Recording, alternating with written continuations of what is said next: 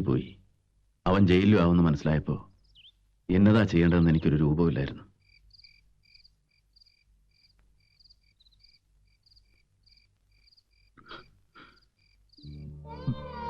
നീ ആരോടൊന്നും പറയാൻ വേണ്ട, ഒരിടത്തോട്ടും പോകാൻ വേണ്ട. അതുകൊണ്ടൊന്നും മരിച്ചവർ തിരിച്ചു വരാൻ പോണില്ല. സംഭവിക്കാൻ പാടില്ല, സംഭവിച്ചു. ഇനിയുള്ള നിന്റെ മോന, അവന്റെ ഭാവിയാ. ഒരിക്കലും അപ്പച്ചനോടും വരികയല്ല വല്യപ്പച്ചൻ. ആ, നാട്ടുകാർ പറഞ്ഞുണ്ടാക്കിയ കഥയാ ശരി. മേരി മരിച്ചിട്ടില്ല, ചാണ്ടിയുടെ കൂടെ ഒളിച്ചോടിപ്പോയി. മേരിയുടെ ശവശരീരം കണ്ടു കിട്ടാത്തടത്തോളം കാലം ആരും ഒന്നും അറിയാൻ പോണില്ല. ആളുകളുടെ കണ്ണിപ്പെടാതെ ഞാൻ എവിടെയെങ്കിലും കഴിഞ്ഞാൽ മതിയല്ലോ. എനിക്ക് നീ മാത്രമേ ഉള്ളൂ. നിനക്കൊന്നും വരാൻ ഞാൻ സമ്മതിക്കാം. ഭർത്താവ് നമുക്ക് വിഷമിക്കാം.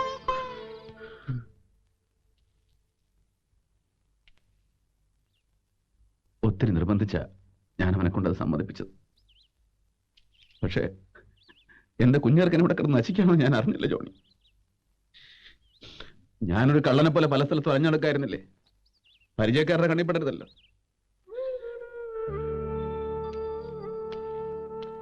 ഇത്രയും കാലം നിന്റെ അമ്മച്ചി ചീത്തയായിരുന്നല്ലേ നീ വിചാരിച്ചിരുന്നേ? അല്ല, അവളൊരു പാവമായിരുന്നടാ. നേരും നിറയുള്ളവളായിരുന്നു മേരി.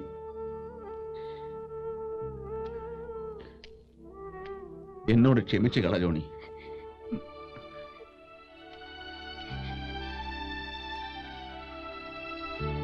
ഇതായിപ്പോ എന്റെ ആകെയുള്ള സമ്പാദ്യം. എവിടെ പോയാലും ഞാൻ മോന്റെ അപ്പച്ചന്റെ വിവരത്തിന് കത്തെഴുതുമായിരുന്നു. അതിന് അവനയച്ച മറുപടികളായതൊക്കെ.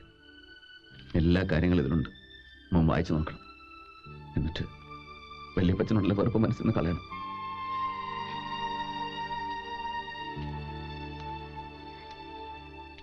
നിനക്കെന്നോട് ഇങ്ങനെ ഒരു ഇഷ്ടം ഉണ്ടായിരുന്നു എന്നുള്ളത് ഞാൻ ഇപ്പോഴാണ് അറിയുന്നത്. അത് വേണ്ടായിരുന്നു. അറിഞ്ഞുകൊണ്ട് ഒരു കുറ്റവും നിന്നോട് ഞാൻ ചെയ്തിട്ടില്ല. ഉണ്ടെന്ന് തോന്നുകയാണല്ലേ, ക്ഷമിച്ചുകള. ഞാൻ പോവുക.